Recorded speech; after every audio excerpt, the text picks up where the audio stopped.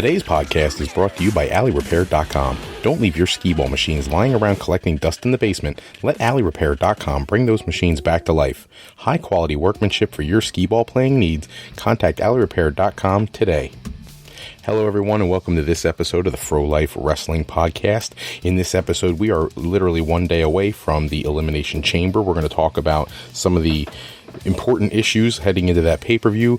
There's been a shift in one of the betting odds.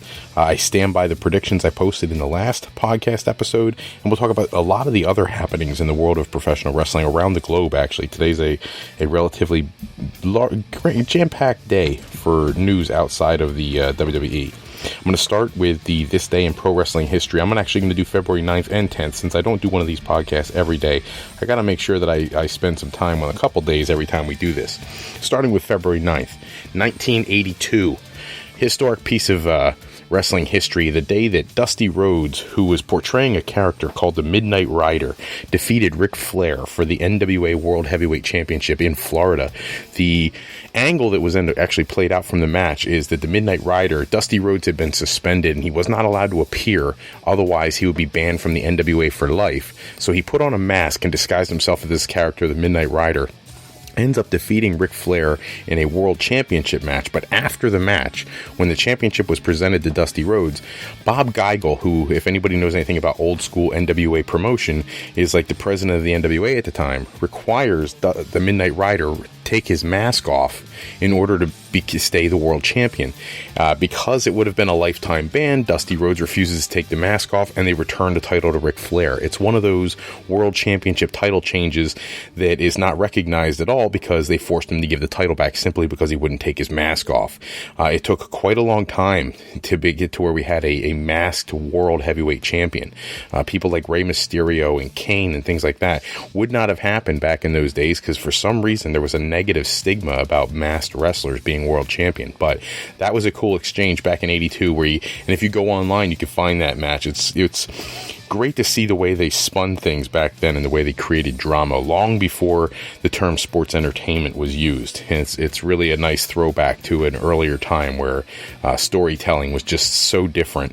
And also February 9th, we're going to say happy birthday to one of the most influential people in the world of women's wrestling, Medusa Miceli, also known as Alundra Blaze. She turned 54 years old this year. Happy birthday to her. Her contributions to the sport, whether it was in the AWA, WCW, WWE, it really doesn't matter, and various other promotions like going over to New Japan Pro Wrestling and making a real statement about the physicality of women's wrestling. She's done it all. You know, she's a WWE Hall of Famer, well deserving of that honor.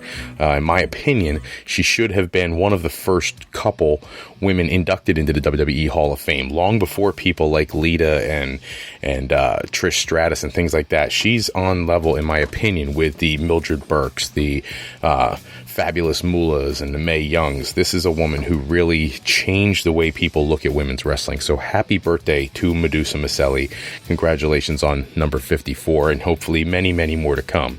If anybody hasn't had the opportunity and you have access to WWE Network, check out the interview she did with JBL on his Legends series, because it's really a great listen.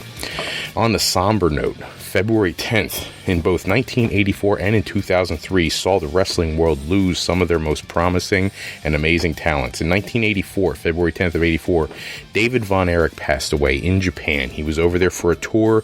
This is a young man who is really slated to be one of the next world champions for the National Wrestling Alliance back when it was a global promotion. David was probably the most athletically, ring technician wise, everything. He was really the top talent of the Von Erich family, and he unfortunately met his demise at way too young of an age. And then in 2003, same thing goes for Curt Hennig, Mr. Perfect. You know, his son, Curtis Axel, is trying to make a name for himself now in WWE. But for those who are younger people in the audience, if you've never seen matches with Mr. Perfect Curt Hennig, I mean, I encourage you, go back and take a look at the SummerSlam match with Bret Hart or the King of the Ring match against Bret Hart. Matches with people like Shawn Michaels and Tito Santana, Kerry Von Erich. a level of performance that Mr. Perfect was able to put on, it's almost a travesty that he was never made WWE World Champion or WCW World Champion for that matter, especially when WCW was booking everybody and their brother like David Arquette and people like that to be World Champion. You would think that at some point they would have made one of the greatest wrestlers of all time World Champion, and it's really a shame. He did hold the AWA World Heavyweight Championship for a period of time, but for some reason, when you look at the annals of wrestling history, people don't seem to regard the AWA World title the same way as many others. So, sad day in World Wrestling history, but definitely wanted to mention it as a huge Curt Hennig fan that I am. Had to throw that out there. The news for the day, or for the last couple days, because we haven't been on in a couple days, Goldberg. His current run has just been so much better than the one he had the first time he was in WWE, and we are finding out now that behind the scenes, a huge part of that is that his booking has been being handled primarily by Paul Heyman. Paul Heyman, I don't care what anybody has to say about Paul, his experiences with ECW, the way it rose and fell and everything else, and going bankrupt and not paying talent, all those things have to do with the business side of things in an office. But when it comes to wrestling and the actual product, Paul Heyman is probably, if at least, on the level with Dusty Rhodes for creativity. His contributions have made it so at some point he absolutely has to be a WWE Hall of Famer and has to have the respect of the entire wrestling community for all the things that he's done in and outside the ring to make the sport what it is today. Because this feud that they're building up with Goldberg and Brock, a big percentage of how much interest it's generating, since this match has been done now a couple times and it's always ended the same way, building interest in that match falls primarily on Paul Heyman, who is doing just an amazing job. So thanks to Paul Heyman for doing that. There is some backstage news that there's some friction between Ring of Honor and TNA Wrestling, as since Jeff Jarrett has come in to control, there were people in the TNA locker room who were under the impression that things were going to be a little different once the ownership changed hands, and instead bringing Jeff Jarrett in and him bringing in his people to head up the creative side of things has left some people a little on edge about what's going to happen with Jarrett, and it's caused some friction with Ring of Honor with regards to cross promotion, things that looked like they were going to be going on back in October, November. Everybody's been waiting for this Hardy Boys versus the Young Bucks match that's going to take place over WrestleMania weekend, but the reality is that it really is, when there's no major second promotion, it's like leading the way and destroying the third and fourth and fifth promotions. These groups should actually think about teaming up and putting on some co-promoted shows that would help both their brands, and this is something that may not be as easy to do now with Jeff Jarrett in charge. No offense to Jarrett, but there are people in the industry who just don't like to work with the guy. So we'll see how things shake out from there. Moving on to The Undertaker, the news broke this week on various news outlets that The Undertaker was actually the person to pitch the match to Vince McMahon to face Roman Reigns at WrestleMania, citing that he's in pretty bad shape and this is probably going to be his last WrestleMania. We've heard that before from The Undertaker, but it looks like this time he's brought that information to Vince ahead of the pay-per-view instead of after. Every year I'm not coming back, this is my last match. He goes away for a few months, he feels better, and then when WrestleMania season rolls around, it's almost like, all right, well, let's bring him back. Let's bring him back for one more match. And he comes back, and he comes back, and he comes back. And now this time, he's talking about it before the match. He needs major reconstructive hip surgery, and he's made it clear that if that happens, he's 51 years old. If he gets that hip surgery, that's going to be the end of his in-ring career. So it's kind of frustrating that they've had this opportunity to do John Cena and The Undertaker for several years now, and for one reason or another, it hasn't happened. And now the last chance we have to see that match probably will go by the wayside because they want to push Roman Reigns instead of John Cena and The Undertaker, which I understand from a long-term booking sense that Roman Reigns is somebody that Vince wants to be the future, but at the same time, you gotta sometimes give the fans what they want. There was a poll up on WWE.com asking who you want to see The Undertaker go against, and Roman Reigns was significantly down the list, behind John Cena, Goldberg, AJ Styles, people like that. So you would really think that WWE needs to take a serious look at their fan base. When you are down so many viewers to Raw over the course of the last several years, you have to start addressing the needs and the desires of your listening audience. And it doesn't seem like WWE is interested in doing that. Vince thinks that he knows these things better than anybody, and Vince is taking it serious. This is The Undertaker's last time he's going to be doing a match at Mania, so who knows where we're going to go from there. Another tidbit for the TNA fans, or the Impact Wrestling. I got to get used to not saying TNA. The Impact Wrestling team is talking about promoting. We said the other day that they have announced a relationship with Pro Wrestling Noah over in Japan. Now it looks like they're negotiating with Conan, who runs his own promotion in Mexico, to potentially do a talent exchange there as well. Something to keep an eye on, because when you bring a promotion that brings the lucha libre, the strong style Japanese porosu kind of wrestling styles, and brings them all together, you have the opportunity for a really great product. So keep an eye on that. We'll see how that works out in the future. There was an interview done this week with Sabu. Video is out where he talked about his time in the rebooted ECW. He had some positives to say. I'm sure he didn't mind the paychecks he was getting, but he did cite some things that I found very fascinating. One, that he thinks that ECW, when it was rebooted, failed because the fan base of ECW really wanted to see their heroes, the ECW originals, take off like they did back in ECW days. And instead, ECW veterans were forced to lose to all these new talents. And several of them, he actually listed 3 in particular. He listed Elijah Burke, Monty Brown, and Mike Knox as not being ready and not having characters that were built to a level that they should have been beating these kinds of talent. And I cannot argue with that opinion. He's got it right on. WWE has always had a problem with not promoting people from outside their organization enough and promoting their own people too much, and that's exactly what Sabu was talking about here. And it's really a shame, because who knows how this ECW reboot would have gone had they had the foresight to see that they needed to really stress the older talents for a change instead of the younger talents. I know we complain about that right now with the part-timers going into WrestleMania and taking key spots, but with the ECW brand, that's kind of what they needed. So just a tidbit there. On the Hulk Hogan front, rumor is that there were various outlets, including the Wrestling Observer, are talking about Hulk Hogan being back for WrestleMania.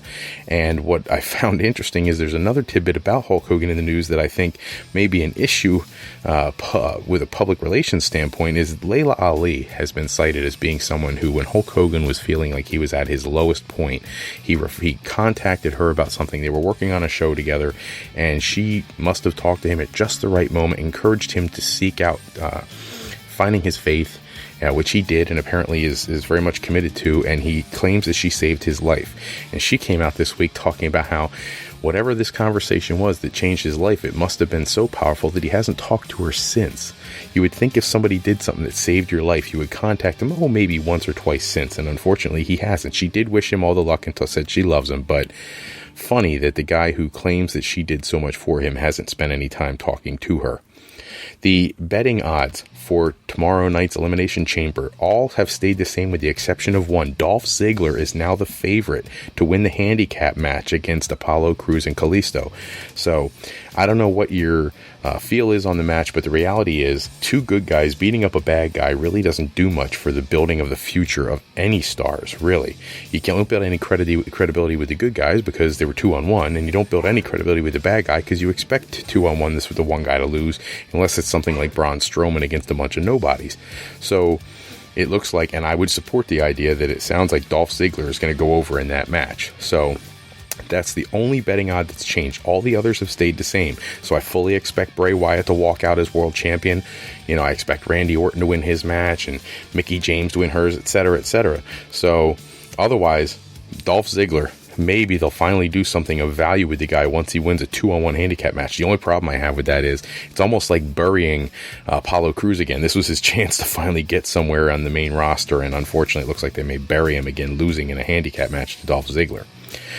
Going to go to the World Wrestling Network, WWN. They host several companies, including Evolve, Shine, Dragon Gate USA, Full Impact Pro, and a company that does Style Battle. And last night was Style Battle Season 1, Episode 2, where they held a single elimination tournament that included some very cool talent. Drew Galloway, Sami Callihan, Anthony Henry, A.R. Fox.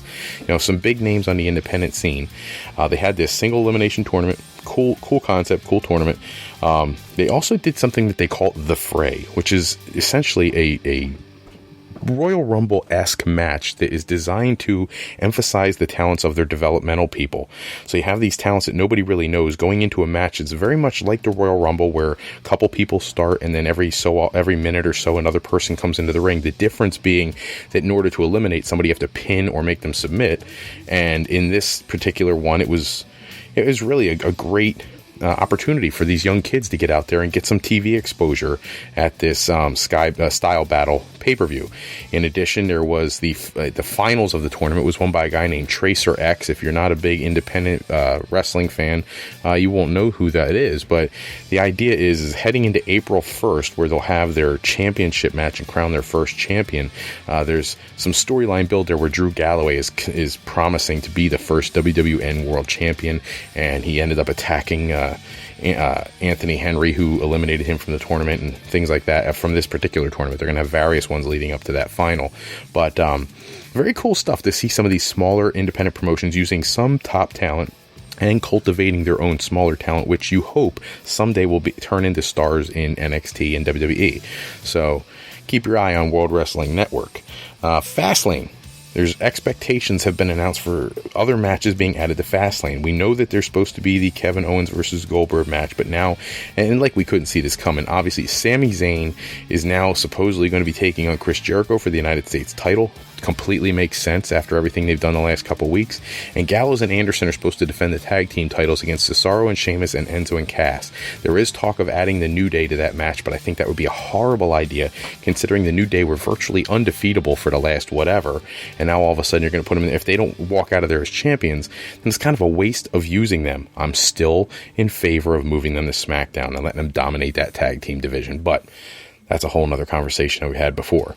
There was a conference call this week for the fourth quarter earnings for World Wrestling Entertainment. Several little tidbits came out of that conference call, but the one that I really want to focus on, there, the two I should say, is one that he spoke to a question that was posed to him about Goldberg being the primary focus of WrestleMania, and him saying that WrestleMania is bigger than any one talent. And I appreciate that because there really is a lot of buzz about Goldberg and not as much respect given to the other wrestlers. So I'm really hoping that at some point, we get to see some other people rise up, grab the brass ring, and make an impact so that they're the ones who are promoted as heavy as Goldberg is. I love Goldberg, don't get me wrong, and I'm glad he's back, but I would really like to see them market some of their other talents in a way that someday they can be on the level as Goldberg, and there is almost nobody on the roster right now, with the exception maybe of Seth Rollins and Dean Ambrose, who I think can make it to that level. AJ Styles, I feel like, is already there, but that's not really because of WWE. That's from elsewhere and his reputation coming into WWE. So we'll see how that plays out. The other thing from the call is Vince alluding to a potential jumping to SmackDown for Roman Reigns, which, you know, there's a draft scheduled for May, which will be interesting to see who switches brands. I fully expect AJ Styles to go to Raw, which would mean it would open up the opportunity for Reigns to go to SmackDown, but we'll have to see how that shakes out. But I just thought it was interesting that he threw that scenario out there so freely. Kind of bizarre, if you ask me. Kenny Omega and the Young Bucks. They are known collectively as the Elite. They're also part of the Bullet Club. It was announced that they are going to do battle with WWE talent this April. Now, over the last several months, they've teased that they wanted to face the New Day. Well, that is not going to happen. New Day is on the main roster. However, Kenny Omega and the Young Bucks will be going against the British Strong Style, which is, if anybody remembers from a previous podcast, that is Pete Dunne, Trent Seven, and Tyler Bate from WWE's UK division. So for one night only, in a group called Fight Club Pro in England, these six men are going to get in the ring and do battle. It's one of their Dream Tag Team Invitational Weekend matches on April 14th. So that'll be a cool one. I'll certainly be looking to see that. Also confirmed for that weekend in that same Fight Club Pro in England are Pentagon OM, Phoenix, Marty Scurll, Zack Sabre Jr., Sami Callihan, Mark Andrews. So it's going to be a really cool card with some really good talent. Some of the younger guys who are really trying to make a push and come up bigger in the eyes of the wrestling world. The last night was the first night release of TNA's Joker's Wild one night only pay-per-view. I mean, some of the matches, we saw Davey Richards get paired up with Moose. They defeated Broken Matt Hardy and Trevor Lee. Aaron Rex and Rockstar Spud were paired up. They went against Bad Bones and Jesse Goddard. They defeated Bad Bones and Jesse Goddard, moved on to the next round. The DCC, Kingston and Bram beat Robbie E and I always forget the guy's name, Mahabis Shera or whatever, how do you say his name? You know, another pointless talent in TNA. The Miracle Mike Bennett and Braxton Sutter beat Tyrus and Crazy Steve. DJ Z, Zema Ion, who I think is a completely underappreciated talent, teamed up with Jeff Hardy to beat Eli Drake and some new guy they call Paradox. I'll see where his character goes, or if this is a one-time only deal. Sienna and Jade beat Laurel Von Ness and Allie. Caleb Connolly and Eddie Edwards defeated Andrew Everett and Marshe Rockett. So then the winners of those matches go into this gauntlet battle royal, and standard battle royal rules until you're down to the last two people when it turns into pinfall or submission, which ended up seeing at the very end Moose defeating Bram with his clothesline finisher, and the winner got $100,000. So congratulations to Moose. I had said a couple of weeks ago that TNA seems like they want to cram him down our throat. This was one of the pre-taped segments that I had actually heard about back then, where I knew he was going to be winning this, and it's like, man, like, this guy's all over TNA television, but he's not even your world champion. He's been booked in world title matches and come up short. Like, if you're going to put this much emphasis on the guy, make him the star. So we'll see. In other segments that have become more and more popular on this podcast, the looking back match for this episode. Again, as always, go to YouTube and do a YouTube search this week in honor of their induction into the Hall of Fame. Look up the Rock and Roll Express versus Russians.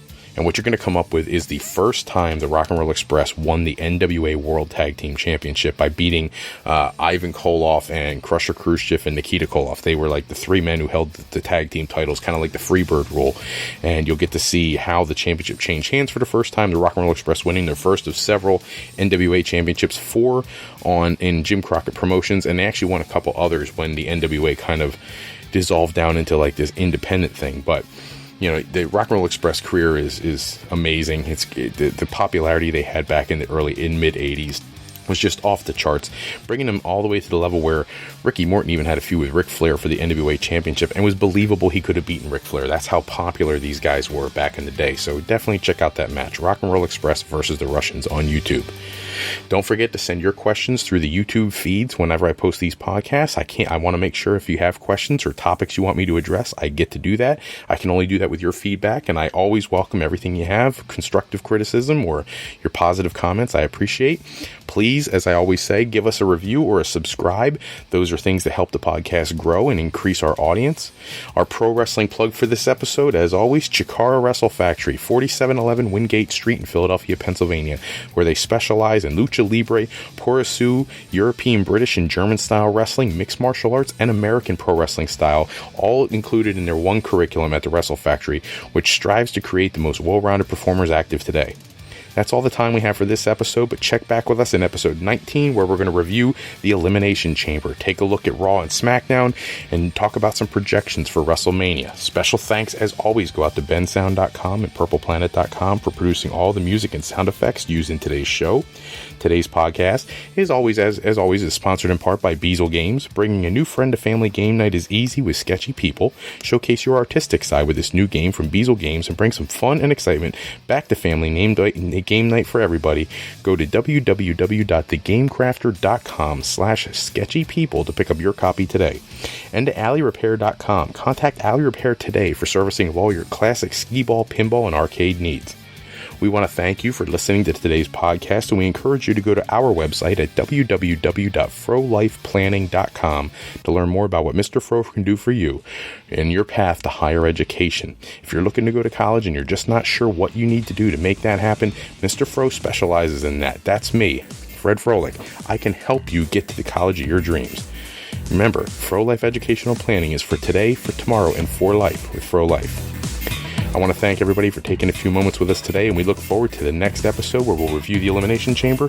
Until then, enjoy all the matches you can find online. Please suck up as many as you can from YouTube. Take a look at some of those throwback matches. If you haven't seen many of them, you're missing out. Until the next time, take care, everybody.